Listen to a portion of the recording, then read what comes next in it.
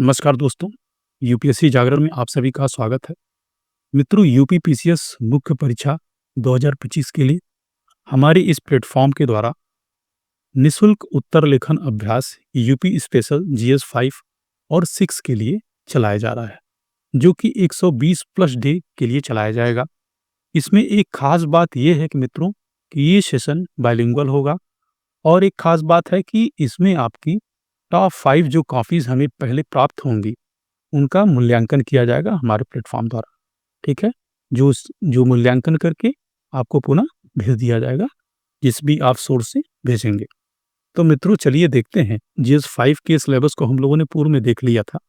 आप यदि इस प्लेटफ़ॉर्म से पहले जुड़े होंगे तो आप सभी इस चीज़ से परिचित होंगे कि पिछले साल भी 2024 की मुख्य परीक्षा में यूपी स्पेशल जीएस 5 और 6 के लिए फ्री आंसर राइटिंग सीरीज़ चलाई गई थी। जिसमें देखिए मैक्सिमम जो क्वेश्चन थे यूपी स्पेशल के, वो हमारे आंसर राइटिंग से देखने को आपको मिले होंगे। सब कुछ पड़ा हुआ है वीडियो में और चैनल पर आप जाकर देख लेंगे, मैं वैसे ही नहीं बोल रहा हूँ। मित्रों, उसी कड़ी को आगे बढ़ाते हुए हम लोग 2025 में भी free answer writing initiative start कर रहे हैं, ठीक है? तो इसमें क्या-क्या आपको देखने को मिलेगा? तो पहला देखिए 120 प्लस डे आंसर राइटिंग कराई जाएगी, ठीक? दूसरा क्या है? ये पूरा जो सेशन होगा वो बाइलिंगुअल होगा। थर्ड जो है, टॉप जो 5 कॉपीज़ हैं, उसका क्या किया जाएगा? तो इवैल्यूएशन किया जाएगा, ठीक? ये होगा। और देखेंगे मित्रों तो इसमें आपका पीवाईक्यू भी कवर किया जाएगा, ठीक? ये सब सारी चीज़ें हैं इस सेशन की और इससे पहले एक क्लासेस हमारी करा दी गई हैं, जिसमें कि हम लोगों ने जीएस 5 के सिलेबस को अच्छे तरीके से एनालाइज़ किया था। एनालाइज़ करने की आवश्यकता तब पड़ती है मित्रों कि यदि हम सिलेबस को अच्छे तरीके से समझ जाते हैं, तो काफ़ी आसान हो जाता है चीज़ों को रिकॉल करना और याद करना। तो चलिए देखते हैं, आज जीएस 6 के सिलेबस को हम लोग देखेंगे और अच्छे से एनालाइज़ करेंगे, ठीक है? यूपी स्पेशल जीएस 6 का जो पेपर है, उसका सिलेबस है, पहला बिंदु देखिए। मित्रों, आगे बढ़ने से पहले मैं आपको एक चीज़ बताना चाहूँगा कि जब ये पेपर इंट्रोड्यूस हुआ था, तब लोगों ने इसे लाइटली लिया था। यानी कि लोगों का मानना था कि जीएस 1 टू 4 तक तो पढ़ते हैं और थोड़ा यूपी का है तो मिला के हम लोग आंसर कर लेंगे। लेकिन ऐसा हुआ नहीं मित्रों। बहुत सारे हमारे साथी हैं, बहुत सारे हमारे जो परिचित के लोग हैं, उन्होंने बताया कि उनका जो है नंबर है, किसी का देखेंगे तो 64 नंबर, किसी का 59 नंबर, किसी का 69 नंबर, ऐसे नंबर लोगों को मिले। तो मित्रों बिल्कुल आप इस पेपर पर बिल्कुल ध्यान दें और इसे लाइटली ना लें, क्योंकि ये आपके रैंक को डिसाइड करता है, ठीक है? आप थोड़े से एफर्ट के साथ इसमें देखेंगे तो आप अच्छा कर जाएँगे। मित्रों, जीएस 6 का जो पेपर है वो फैक्चुअल ज़्यादा है। इसमें आप अच्छे नंबर प्राप्त कर सकते हैं, ठीक है? इसमें मैप बनाने का स्कोप ज़्यादा है, इसमें फैक्ट का स्कोप ज़्यादा है, इसमें करंट डाटा के जो इम्पोर्टेंस है वो बहुत ज़्यादा है। तो बहुत सारे इम्पोर्टेंस है इस पेपर के।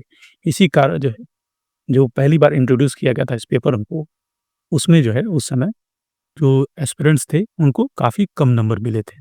तो ठीक है, चलिए आगे बढ़ते हैं, हम लोग देखते हैं। तो पहला जो आपका पॉइंट है, वो उत्तर प्रदेश का आर्थिक परिदृश्य है, ठीक है? उसमें आप देखेंगे तो अर्थव्यवस्था एवं राज्य बजट की मुख्य विशेषता, ठीक है? तो इसमें आप देखेंगे तो मेजरली आयोग द्वारा कई बार क्वेश्चन पूछे गए हैं कि प्रोविज़न के रिगार्डिंग उक्त बजट में क्या-क्या प्रोविज़न किया गया है। एजुकेशन के संदर्भ में आप देखेंगे तो हेल्थ के संदर्भ में एंड आप देखेंगे तो वुमेन के संदर्भ में क्या प्रोविज़न किया गया है, ट्राइबल कम्युनिटी के लिए क्या किया गया है, ठीक है? इस तरीके से जो है प्रोविज़न पूछे जाते हैं, ठीक?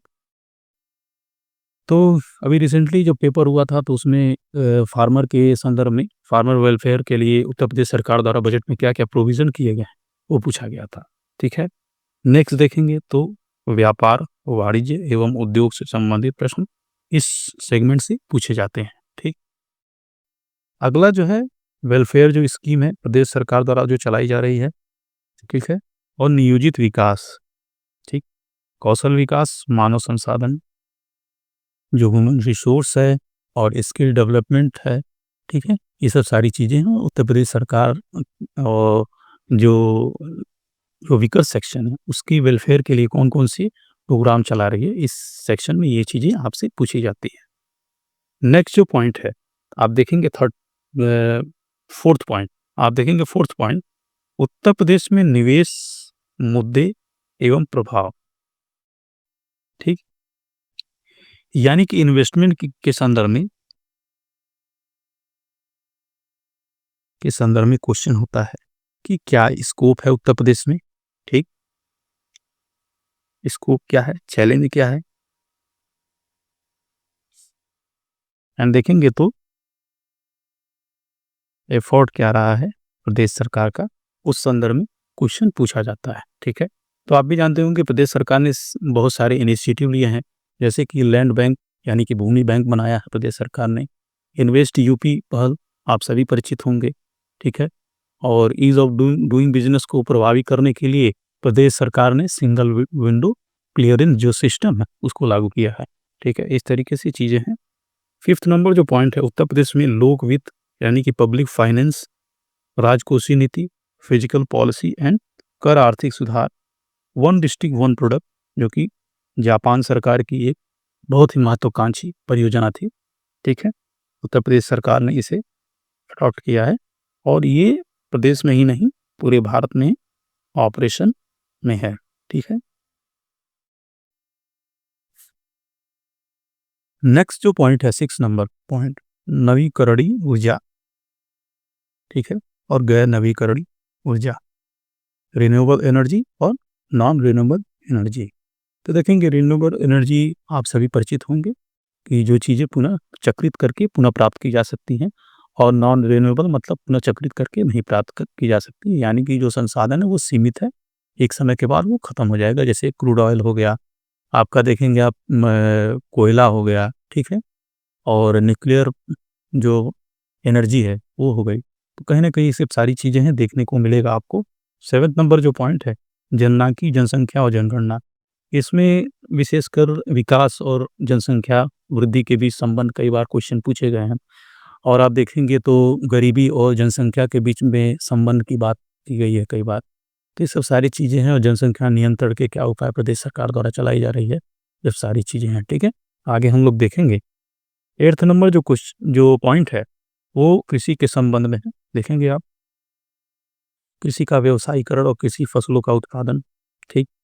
9th नंबर जो पॉइंट है देखेंगे आप, तो नवीन जो वानिकी नीति है उत्तर प्रदेश सरकार की, उससे संबंध में क्वेश्चन पर्टिकुलर हो सकता है आपके लिए, ठीक है?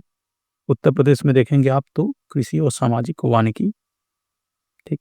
10th नंबर पॉइंट हो गया। आपका 11th नंबर जो पॉइंट है, वो देखेंगे आप तो जो एग्रीकल्चर डाइवर्सिटी और जो प्रॉब्लम्स है, जो फेस कर रहा है जो हमारा फार्मर, जो हमारा एग्रीकल्चर सेक्टर, उससे संबंधित जो प्रश्न है, वो आयोग द्वारा पूछे जाएँगे, और इवन उसका जो समाधान है, उसे भी आपको देखना होगा। नेक्स्ट जो 12 नंबर पॉइंट है, तो जो विकासशील सूचकांक है, उसके संदर्भ में उत्तर प्रदेश का क्या प्रोग्रेस रहा है और क्या चैलेंजेस देखे जा रहे हैं, उस संदर्भ में, वो सब सारी चीज़ें आपको देखना हो, ठीक है? 13 नंबर पॉइंट ज्योग्राफी से संबंधित है। भूगोल, भौगोलिक स्थिति, उच्चावच संरचना, जलवायु, क्लाइमेट एंड इरिगेशन, मिनरल्स, और जो अफवाह प्रणाली है, ठीक है? जो ड्रेनेज सिस्टम है उत्तर प्रदेश का, उसे देखना होगा। तो इसमें मेजरली आप देखेंगे तो ज्योग्राफी का जो पोर्शन है, वो है, ठीक? जो नेक्स्ट पॉइंट है, 14 नंबर पॉइंट, जो आप देखेंगे तो एनवायरनमेंट का है, राष्ट्रीय उद्यान यानी कि national park and wild life sanctuary से संबंधित प्रश्न पूछे जाएँगे, ठीक है?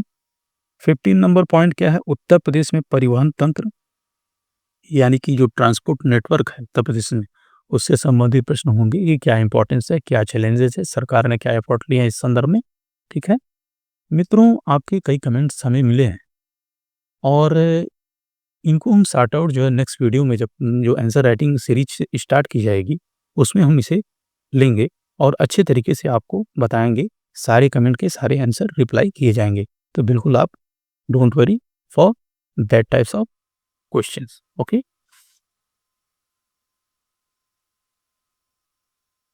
नेक्स्ट जो 16 नंबर पॉइंट है, आप देखेंगे तो औद्योगिक विकास और आप देखेंगे शक्ति संसाधन और अधोसंरचना, ठीक? अब देखिए 17 नंबर पॉइंट जो पॉल्यूशन से संबंधित है, एनवायरनमेंट एंड इकोलॉजी का पोर्शन है, जो कि आप जीएस थर्ड में भी पढ़ते हैं, ठीक है?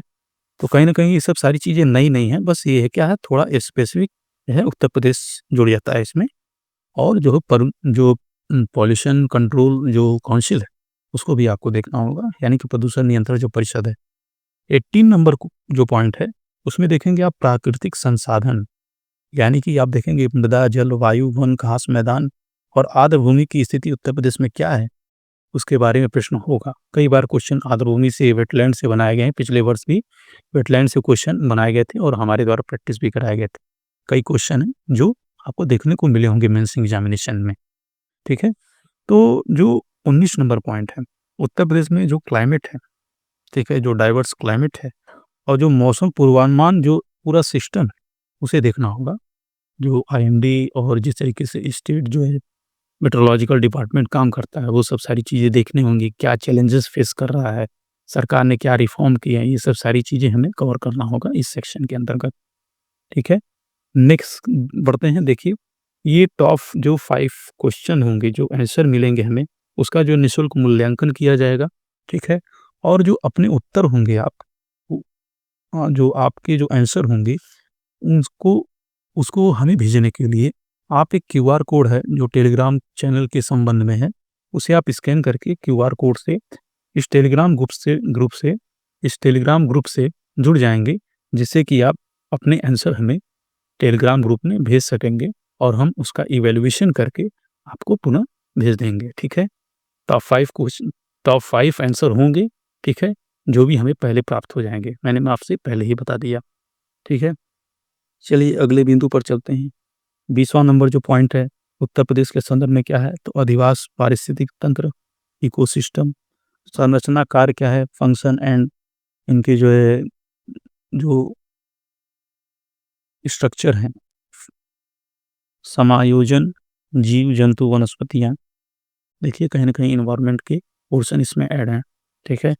देखिए साइंस टेक भी इसमें आपको देखने को मिलेगा, विज्ञान एवं तकनीकी से संबंधित उत्तर प्रदेश का क्या पहल रहा है, क्या चैलेंजेस है और कहीं न कहीं विज्ञान के संदर्भ में उत्तर प्रदेश सरकार द्वारा क्या-क्या पहल की जा रही है और प्रदेश कहाँ पर खड़ा है विज्ञान और तकनीक के क्षेत्र में। ये सब सारी चीज़ें हमें देखना होगा 21 नंबर पॉइंट के अंतर्गत।